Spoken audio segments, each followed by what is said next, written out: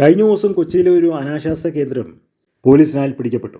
പക്ഷേ പോലീസ് അത് പിടിച്ചപ്പോഴാണ് മനസ്സിലായത് പോലീസ് ഡിപ്പാർട്ട്മെൻറ്റ് തന്നെ നാണക്കേടാകുന്ന രീതിയിൽ 2 പോലീസ് ഉദ്യോഗസ്ഥർ അതിൻ്റെ അകത്ത് പങ്കാളികളാണ്, ASI അടക്കം.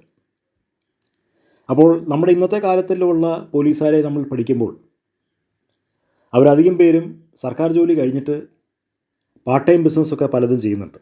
അണ്ടർവേൾഡ് മാഫിയയുമായിട്ട് അവർക്ക് ബന്ധമുണ്ട്, പെൺവാണിഭ സംഘവുമായിട്ട് ബന്ധമുണ്ട്, രഹസ്യമായിട്ട് റിയൽ എസ്റ്റേറ്റ് ഇടപാടുകളുണ്ട്, വേറെ പല ബിസിനസ്സുകളിൽ ഷെയറുണ്ട്, കള്ളക്കടത്തിൽ പങ്കുണ്ട്, തട്ടിപ്പിലും വെട്ടിപ്പിലും പങ്കുണ്ട്, പല മോഷ്ടാക്കളുമായിട്ട് ബന്ധമുണ്ട്, പല കള്ളന്മാരുമായിട്ട് അവർക്ക് ബന്ധമുണ്ട്.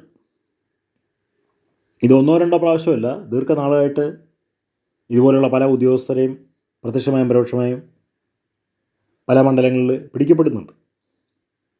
അപ്പോൾ ഈ അനാശാസ്യമൊക്കെ നടത്താമെന്ന് പറഞ്ഞു കഴിഞ്ഞാൽ പോലീസ് ഡിപ്പാർട്ട്മെൻറ്റിൻ്റെ മാനം കെടുത്തി കളയുന്ന ഒരു പ്രക്രിയയാണ്. അതാണിപ്പോൾ കൊച്ചിയിൽ സംഭവിച്ചിരിക്കുന്നത്.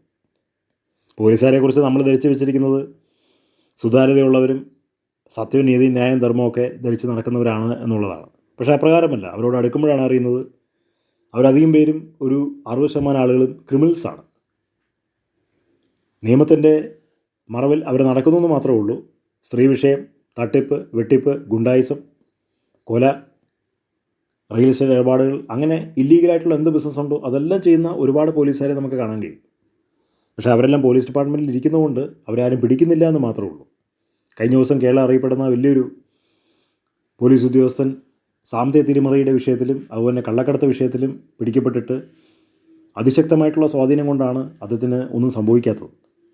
അപ്പോൾ ഇവർ ഇതെല്ലാം ചെയ്യുന്നുണ്ട്. കാരണം പോലീസ് ഉദ്യോഗസ്ഥർ ഇങ്ങനത്തെ കാര്യങ്ങൾ ചെയ്യുന്നതുകൊണ്ടാണ് കേരളത്തിൽ അണ്ടർവേൾഡ് മാഫിയ ഒക്കെ ക്രൈം ചെയ്തുകൊണ്ടിരിക്കുന്നതും പലതരത്തിലുള്ള ഇല്ലീഗൽ ആക്ടിവിറ്റീസ് ചെയ്തുകൊണ്ടിരിക്കുന്നതും. അത് ചിന്തിക്കേണ്ട ഒരു കാര്യമാണ്. നമ്മളെല്ലാവരും ചിന്തിക്കുന്ന പോലെയല്ല കാര്യങ്ങൾ. രാഷ്ട്രീയ മണ്ഡലങ്ങളൊക്കെ പൂർണ്ണമായിട്ടും ഇല്ലീഗലായിട്ട് ആണ് പ്രവർത്തിച്ചുകൊണ്ടിരിക്കുന്നത്. പോലീസ് ഡിപ്പാർട്ട്മെൻറ്റും അപ്രകാരമാണ്. അതിനുള്ള മകുട ഉദാഹരണമാണ് ഇത്.